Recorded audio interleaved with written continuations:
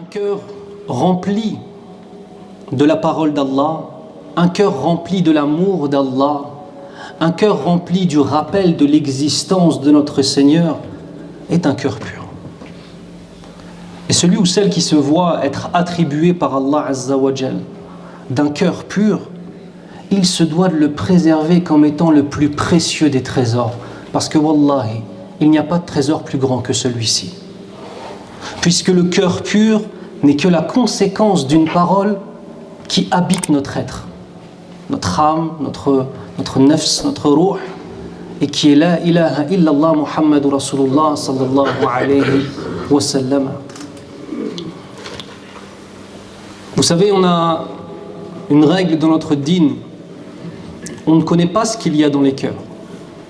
Mais nous avons aussi une autre règle qui est nahkumu ala al-zahir.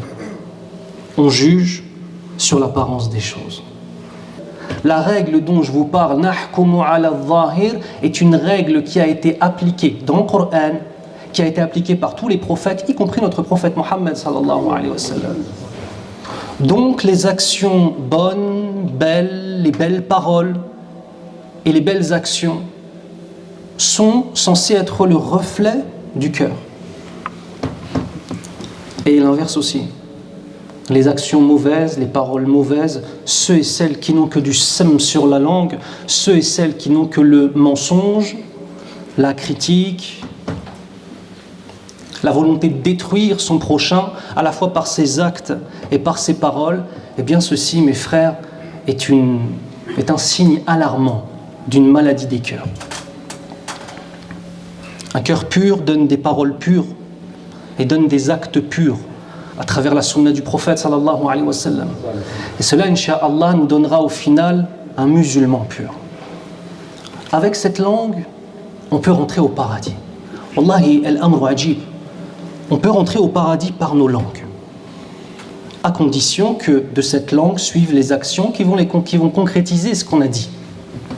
Et par ces langues, on peut aussi rentrer en enfer, qu'Allah nous préserve. Et le pire de tout, on peut laisser apparaître l'apparence du musulman dans ses actes et ses paroles, mais à l'intérieur, être le pire des hypocrites. Qu'Allah nous préserve de l'hypocrisie, ya Rabbal Alamin. Un exemple simple des paroles qui sont le reflet d'un cœur pur, nous avons le hadith qui est rapporté par Abu Huraira radiyallahu anhu, où le prophète sallallahu alayhi wa sallam nous dit dans le sens que je dise Subhanallah, c'est-à-dire la perfection appartient à Allah. Walhamdulillah, toutes les louanges par essence et en remerciement appartiennent à Allah. Wala ilaha illallah, il n'y a d'autre divinité digne d'adoration hormis Allah. Wallahu akbar, Allah dépasse tout, dans mon existence, dans cette vie d'ici-bas et dans l'au-delà. Eh bien ces paroles, le prophète sallallahu alayhi wa sallam nous dit dans le sens, elles me sont plus aimées que tous ceux sur quoi le ciel se lève. Le soleil se lève et porte sa lumière. Le siège de la foi est le cœur. Le siège de la foi est le cœur. Al-iman fil qalb. Ce qui signifie que si moi j'ai un récipient qui est propre et que j'y verse le liquide de la foi, regardez cette bouteille est transparente, si j'y verse un liquide transparent, tout va bien. Imaginez-vous maintenant une bouteille qui est remplie de crasse, de boue et d'impureté, et que j'y verse de l'eau bien transparente. Que va-t-il se passer? Ce récipient aura perverti ce qu'on a mis dedans. Le tout, ce n'est pas simplement de dire la ilaha illallah et de se prosterner. Le tout, c'est de connaître Allah, de se connaître nous-mêmes, de nous élever, insha'Allah ta'ala, avec une simple méthodologie. C'est la voie du prophète Mohammed sallallahu alayhi wa sallam. Ça paraît simple quand on le dit. C'est pas si simple à appliquer. Parce que pour être pieux, il faut être un homme. Et on a de moins en moins d'hommes dans cette communauté, ma'al asaf al-shadid. يقول النبي صلى الله عليه وسلم في حديث النعمان بن بشير ألا وإن في الجسد مضغة إذا صلحت صلح الجسد كله وإذا فسدت فسد الجسد كله ألا وهي القلب. Le prophète sallallahu alayhi wa sallam nous rapporte dans un hadith, nous dit dans un hadith qui est rapporté par Nu'man ibn Bashir, il y a certes dans le corps un petit morceau de viande Al-mudra, un petit morceau. Al-mudra dans la langue arabe, c'est un petit morceau de viande qui est rejeté en fait. Par exemple, un boucher, s'il coupe de la viande que vous avez achetée chez lui et qu'il enlève des petits morceaux qu'il jettera par la suite, qui sont insignifiants, on va appeler ça mudra. Le prophète sallallahu alayhi wa sallam met en évidence avec ce mot-là que ça peut paraître infime, mais en vérité c'est dans le cœur que tout se passe. Ce morceau de chair, s'il est droit, alors tout le corps sera droit. Et s'il ne l'est pas, alors tout le corps sera perverti. Qu'Allah nous préserve, ya Rabbal Alamin. يقول عبد الله بن مسعود رضي الله عنهما والله الذي لا إله إلا هو ما على ظهر الأرض شيء أحوج إلى طول سجن من لسان. الله أكبر.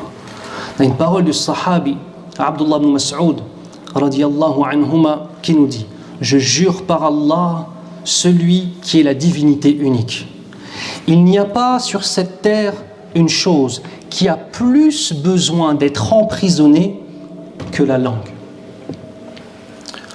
وقال ابن حبان رحمه الله: يا ابن آدم انصف لسانك من أذنيك واعلم أنما جعل لك لسان وأذنان لتسمع أكثر مما تقول. Ibn Hibban rahimahullah nous dit: ô toi fils d'Adam, sois juste avec ta langue et sois juste avec ta langue par rapport à tes deux oreilles et sache avec certitude qu'Allah Azza wa Jal t'a créé avec une seule langue et deux oreilles afin que tu écoutes plus que tu ne parles. Vous l'aurez peut-être compris, mais ce prêche a pour sujet le mensonge. Et le mensonge est de plusieurs sortes. On va aller du pire au moins pire, bien que tous restent extrêmement graves. Le premier, c'est le fait de mentir sur Allah, et c'est du kufrun bawah. C'est du kufr bawah. Le fait de mentir sur Allah subhanahu wa ta'ala. Le deuxième type de mensonge, c'est mentir sur le prophète sallallahu alayhi wa sallam en lui attribuant des paroles qu'il n'a jamais dites. Et troisièmement, le fait de mentir aux gens. Et on verra qu'il y a trois types de mensonges. Ce qu'on appelle le riba, ce qu'on appelle le namima et ce qu'on appelle le buhtan. En premier lieu, le fait de mentir sur Allah subhanahu wa ta'ala. Allah Azza wa Jal nous dit dans le sens du verset: et qui est plus injuste que celui qui forge des mensonges contre Allah et renie nos versets. Certes, les injustes ne pourront jamais réussir et être heureux. Lorsque des gens prennent les versets d'Allah Azza wa Jal et les tordent dans tous les sens, vous avez vu comment c'est de plus en plus concret ça. Mubtadi'a, des innovateurs. Ils prennent la parole d'Allah subhanahu wa ta'ala pour tenter de te prouver par la parole d'Allah que la prière n'est pas obligatoire. Allahul Musta'an. Ils prennent la parole d'Allah Azza wa Jal pour tenter de détruire la religion d'Allah subhanahu wa ta'ala. Seul restera avec ces gens-là le poids de leurs actions à porter et le poids de tous ceux qui les ont suivis. Qu'Allah nous préserve de suivre les égarés, ya Rabbal Alamin. Le deuxième type de mensonge, c'est le mensonge contre le prophète sallallahu alayhi wa sallam, en rapportant des paroles qu'il n'a pas dites ou alors en faisant une interprétation extrêmement lointaine de ce qu'il a dit sallallahu alayhi wa sallam. Prendre une parole, la sortir de son contexte et vouloir lui donner un hukm shar'i, vouloir lui donner un jugement. C'est ça la méthodologie des innovateurs et des égarés égareurs. Qu'Allah nous préserve de leur mal, ya Rabbal Alamin. Le prophète sallallahu alayhi wa sallam nous dit dans le sens du hadith qui est rapporté par Abu Hurayra radiyallahu anhu: celui qui ment sur moi de façon volontaire, qu'il prépare sa place en enfer. Qu'Allah nous préserve. Troisième type de mensonge, le mensonge envers les gens. Et sachez une chose, mes frères, al-kadhib min al-kaba'iri fil islam. Le mensonge fait partie des péchés majeurs en islam. Ça signifie quoi? Vous savez les hadiths qui nous parlent de Sawm Arafat, Sawm Ashura, le fait de jeûner Arafat, de jeûner Ashura, le fait de faire la Umrah, est-ce qu'il y a entre deux Umrah, entre deux Jumu'ah, et que les péchés qui sont entre les deux Jumu'ah ou les deux Umrah sont pardonnés. Ceci ne concerne que les péchés mineurs et non pas les péchés majeurs. Combien de personnes ont commis des péchés majeurs? Mes frères, il y a 17 familles, non pas 17 péchés majeurs, 17 familles de péchés majeurs. Il faut absolument s'en repentir à Allah Azza wa Jal. Sinon on se retrouve au jour du jugement tahta mashiyatillah. Imma an yu'adhib, imma an yaghfir. Soit il nous punira, soit il nous pardonnera. Donc il faut absolument s'en repentir en tant que tel. Donc le mensonge, ça ne suffit pas de venir simplement Jumu'ah ou la Umrah. Non. Il faut s'en repentir en tant que tel des mensonges. Et on verra que le mensonge est très vicieux parce qu'il y a plein de types de mensonges. Premier type de mensonge, ce qu'on appelle al-riba. Dans un hadith qui est rapporté par Abi Hurayra radiyallahu anhu, qui est un long hadith, eh bien le prophète sallallahu alayhi wa sallam nous dit atadruna ma al-riba qalu Allah wa rasuluhu a'lam qala dhikruka akhaka ma yakrah bima yakrah. Le hadith nous dit dans le sens, savez-vous ce qu'est la riba? Et les sahaba radiyallahu anhum disent Allah et son prophète savent mieux, nous ne savons pas. Il leur dit dans le sens, le fait de mentionner ton frère par des caractéristiques qu'il déteste être mentionné. Il y a des exceptions. Un homme vient demander ta fille en mariage, Akhil Karim. Tu as le droit de te renseigner sur lui, et les gens qui connaissent des choses mauvaises sur lui devront te dire ce qu'ils connaissent de mauvais sur lui, parce que là, il veut se marier avec ta fille. Vous comprenez? Et inversement, une fille veut se marier avec ton fils, inversement. Tu as le droit de faire une enquête, et les gens ont le droit de dire les défauts de cette personne. Autre situation, tu vas faire du commerce avec quelqu'un. Eh bien, les gens se doivent de te dire, non, Hadak c'est un voleur, Hadak c'est un menteur. Mais s'il n'y a pas de commerce ou pas de mariage ou pas de choses comme ça, tu n'as pas le droit d'en parler. C'est bon? Troisième situation, les innovateurs dans la religion, les gens qui changent les textes, qui mentent sur Allah, qui mentent sur son prophète sallallahu alayhi wa sallam, ils veulent faire correspondre l'islam à leur propre passion. Cela, il est autorisé de dénoncer. Mais attention, on dénonce les concepts, on ne dénonce pas les gens, c'est pas la même chose. Quatrième situation, une personne qui a commis des péchés majeurs et qui a avoué de ses péchés majeurs, et que cette personne-là, par exemple, est une personne importante dans l'islam, eh bien c'est un devoir de dénoncer ses défauts et de dénoncer ses grands péchés si cette personne-là, par exemple, est imam, conférencier, da'i, et que la personne a avoué, bien évidemment. Al-riba, le fait de dénoncer ce que ton frère n'aimerait pas qu'on dénonce, sauf dans les cas que je vous ai mentionnés. Troisièmement, Namima. Namima, c'est j'entends Mohammed qui parle mal de Khalid. Je prends la parole et je vais voir Khalid et je lui dis, tu sais que Mohammed dit ça sur toi. Eh mes frères, ça fait partie des péchés majeurs. Vous vous rendez compte les choses qu'on risque de porter sur nos épaules au jour du jugement? Voilà, je demande à Allah pardon pour tous les mensonges que j'ai pu dire dans ma vie, Ya Rabbal Alamin, sans même le savoir, Ya Rabbal Alamin. Troisième type, c'est Al-Buhtan. Et ça, c'est ce que pense. Le Buhtan, c'est le mensonge. Le Buhtan, c'est le fait de mentir sur quelqu'un. Tu vas dire, Mohammed est ainsi, alors que Mohammed n'est pas ainsi. فما هو الحل لذلك؟ أن نكون مع الصادقين. هذا هو الحل. هذا هو الجواب. يقول الله سبحانه وتعالى بسم الله الرحمن الرحيم يا أيها الذين آمنوا اتقوا الله وكونوا مع الصادقين. C'est quoi la solution alors? Comment est-ce qu'on va réussir à s'améliorer? Il y a un certain nombre de choses, mais parmi les choses les plus importantes, d'être avec des véridiques. Sois avec des gens propres. Ton cœur va se nettoyer au fur et à mesure. Soit avec des gens sales, ton cœur ne fera que se salir de plus en plus. Soit avec des menteurs, tu finiras un menteur comme eux.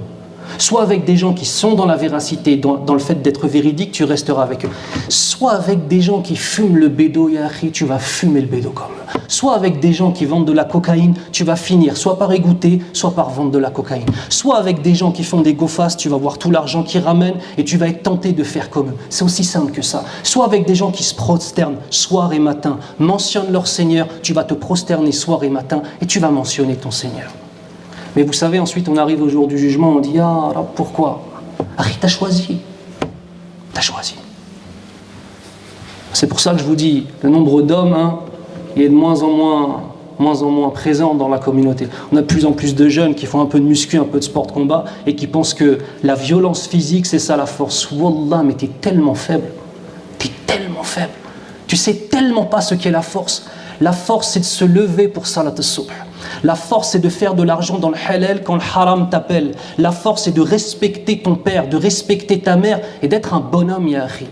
La faiblesse, c'est de copier tous ces khoubatha, tous ces mal'ounines, tous ces maudits dans les clips de rap et de croire que c'est ça la réalité. La faiblesse, c'est de voir toutes ces filles mal habillées, en plus souvent des arbiyas, de plus en plus, Allahul Musta'an, qui donnent un exemple tellement mauvais pour la jeunesse et de les suivre et de croire que tu es dans le futur.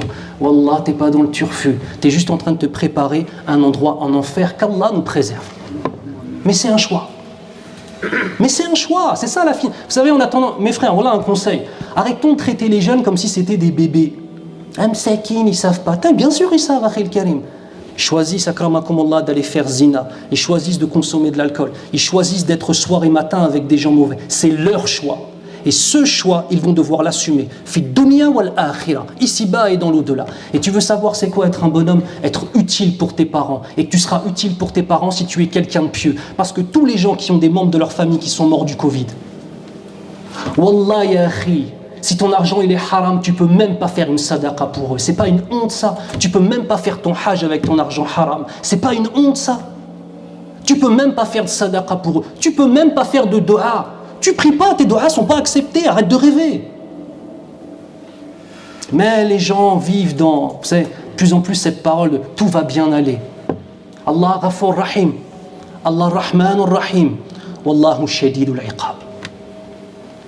بارك الله لي ولكم في القرآن الكريم ونفعني الله وإياكم بما فيه من الآية والذكر الحكيم أقول قولي هذا واستغفر الله لي ولكم وهو الغفور الرحيم أعوذ بالله من الشيطان الرجيم بسم الله الرحمن الرحيم والصلاة والسلام على أشرف الأنبياء والمرسلين نبينا محمد وعلى آله وأصحابه أجمعين وأشهد أن لا إله إلا الله وحده لا شريك له وأشهد أن محمدا عبده ورسوله صلى الله عليه وسلم أما بعد علينا أن نكون من الصادقين ومن الصديقين يا رب العالمين يقول النبي صلى الله عليه وسلم عن النبي صلى الله عليه وسلم إن الصدق يهدي إلى البر وإن البر يهدي إلى الجنة وإن الرجل ليصدق حتى يكتب عند الله صديقا وإن الكذب يهدي إلى الفجور وإن الفجور يهدي إلى النار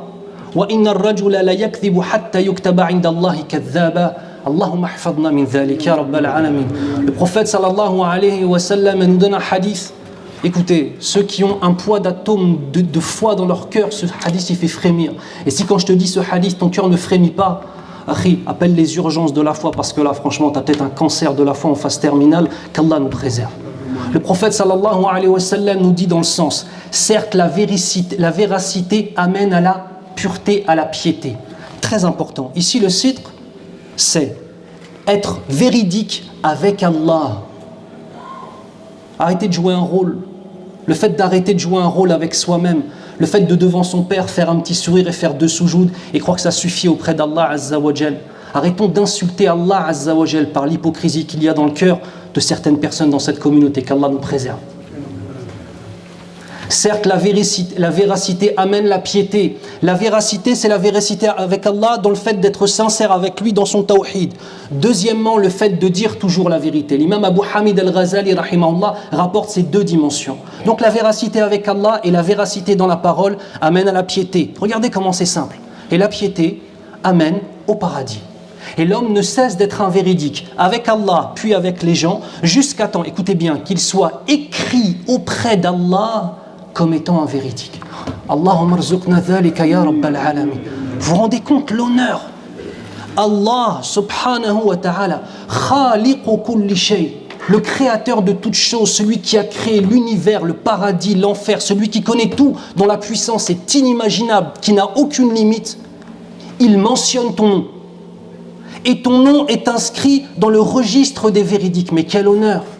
Regardez l'inverse. Et le mensonge avec Allah et le mensonge avec les gens n'amène qu'à al-fujur dans le hadith. Al-fujur, c'est la perversité. Et la perversité amène à l'enfer. La perversité amène à l'enfer. On peut se réveiller un petit peu. La perversité amène à l'enfer. Et l'homme ne cesse d'être un pervers. Regardez, jusqu'à temps qu'il soit inscrit auprès d'Allah comme un pervers. Allahumma ahfadna. Ton nom est mentionné dans les cieux, subhanallah. Et tu es dans le registre qu'Allah nous préserve des pervers. Qu'Allah nous préserve de cette situation, Ya Rabbal Alamin. Nous avons un certain nombre de choses à connaître pour finir, pour voir un petit peu quel type de mensonge je peux faire sans même m'en rendre compte. Écoutez bien. Vous vous rappelez, on a vu qu'il y avait le mensonge quand je mentionne les défauts de quelqu'un et qui n'aimerait pas qu'il soit mentionné, sauf dans des cas que je vous ai expliqués, c'est du mensonge. Le fait de rapporter une parole entre deux personnes pour qu'ils se disputent ou qu'ils ne se parlent plus, c'est du mensonge. Et le fait enfin de mentir complètement, c'est du mensonge. Mais regardez maintenant quelle forme il peut prendre. Premièrement, le mensonge pur. On rapporte une chose qui est fausse de A à Z. Mohammed n'a jamais mal parlé de Khalid et Mohammed est un homme pieux. On vient, on dit Mohammed, mais c'est un pervers avec. C'est un pervers. Et tu sais quoi, Khalid? Rien qui t'insulte. Ça, c'est du mensonge de A à Z. C'est le premier type, c'est le plus évident. Deuxième type de mensonge, le rajout dans la parole. Mohammed, effectivement, a dit. Il a parlé d'une l'attitude de Khalid et il a dit, par exemple, franchement, l'attitude de Khalid la dernière fois, elle n'était pas bonne. Et Mohammed s'est arrêté là. Toi, tu répètes cette parole et tu rajoutes. Et il a dit de toi que ton attitude n'était pas bonne. Et franchement, il a dit que tu valais rien. Que tu valais rien. Ça, c'est un mensonge par ajout. On a maintenant le mensonge par omission, le fait d'enlever quelque chose. Enlever des termes pour envenimer la situation. Une personne va dire « Khalid !» Mais quand il s'énerve, il est insupportable. Quand il s'énerve, il est insupportable. La personne va enlever le quand il s'énerve et il va dire Khalid, tu sais ce qu'il a dit? Il a dit que tu étais insupportable. كم مرة وقع ذلك أليس كذلك؟ وخاصة في العائلات بين النساء ومع الأسف بين الرجال كذلك. Quatrièmement, changer les termes employés. Une personne dira Mohammed dit de Khalid, franchement Khalid, je l'apprécie pas beaucoup. Et lui, il va changer, il va dire il a dit quoi? Mais il a dit il t'aime pas. C'est pas la même chose, je l'apprécie pas beaucoup. Ça veut dire que je l'apprécie, mais pas énormément. J'ai une partie de moi qui l'apprécie, mais pas énormément. Il dit non, il a dit qu'il ne t'aimait pas. C'est du mensonge, mes frères. Parmi les grands péchés en islam, et on va le porter sur nos épaules au jour du jugement, et il faut se repentir de cela, obligatoirement. Cinquièmement, sortir les propos de leur contexte. Par exemple, Mohammed va dire, franchement, Khalid, je l'aime pas. Il va voir Khalid, il dit ouais, il a dit que tu l'aimes pas. Sauf que Khalid, à quel moment Mohammed a dit qu'il n'aimait pas Khalid? C'est parce que le moment où Khalid s'est énervé, a frappé quelqu'un devant lui, il était sakran, il a bu de l'alcool et il a frappé quelqu'un devant lui, il a dit franchement Khalid, je l'aime pas. Il a sorti la parole de son contexte. Il faut expliquer le contexte quand on rapporte une parole, toujours. Et sixièmement, écoutez bien, celle-là elle fait mal, mentir pour plaisanter. Mentir pour plaisanter, ça fait partie du mensonge. النبي صلى الله عليه وسلم يقول فعن أبي أمامة الباهلي قال رسول الله صلى الله عليه وسلم أنا زعيم ببيت في ربض الجنة لمن ترك المراء وإن كان محقا وببيت في وسط الجنة لمن ترك الكذب وإن كان مازحا سماه النبي صلى الله عليه وسلم كذب وببيت في أعلى الجنة لمن حسن خلقه. Et nous finissons sur ce hadith où le prophète sallallahu alayhi wa sallam nous dit dans le sens « Je suis le garant d'une maison aux abords du paradis à celui qui délaissera la dispute même lorsqu'il est dans son droit. » Tu disputes avec quelqu'un, c'est pas dans les choses de la religion, attention. Dans les choses de la religion, al-haq. Tu fais pas de tanazul là-dessus. Mais dans des choses qui ne sont pas de la religion, tu as une dispute avec quelqu'un, c'est toi qui as raison, lui il a tort, mais tu vois, Miskin est trop rabi, il est trop idiot, il est trop dominé par ses passions, il va pas revenir. Et ça va envenimer la situation. Tu dis, tu sais quoi, khair, inshallah, smahlina. Mais tu as raison. Avec ça, Nabi sallallahu alayhi wa sallam te promet une maison aux abords du paradis. Puis ensuite, le prophète dans le hadith sallallahu alayhi wa sallam continue, il dit je garantis une maison au milieu du paradis à celui qui délaissera le mensonge dans la plaisanterie. Le prophète sallallahu alayhi wa sallam a appelé cela du mensonge, avec son hukm qui va avec le jugement qui va avec. Donc le mensonge dans la plaisanterie, mes frères, n'est pas autorisé. Enfin, je garantis une maison au plus haut degré du paradis à celui qui aura un khuluq, un comportement. Alors quand on dit le terme khuluq et qu'on parle de rentrer au paradis, comprenez une chose, on ne parle pas du khuluq avec les gens, on parle du khuluq avec Allah. Tous les hadiths qui parlent du khuluq, du comportement et de rentrer au paradis, ce n'est pas par rapport au comportement avec les gens, mais c'est le comportement avec Allah, dans le tawhid d'Allah. Puis ensuite, à travers le comportement avec Allah, on a un bon comportement avec les gens. C'est là où le bon comportement est une adoration.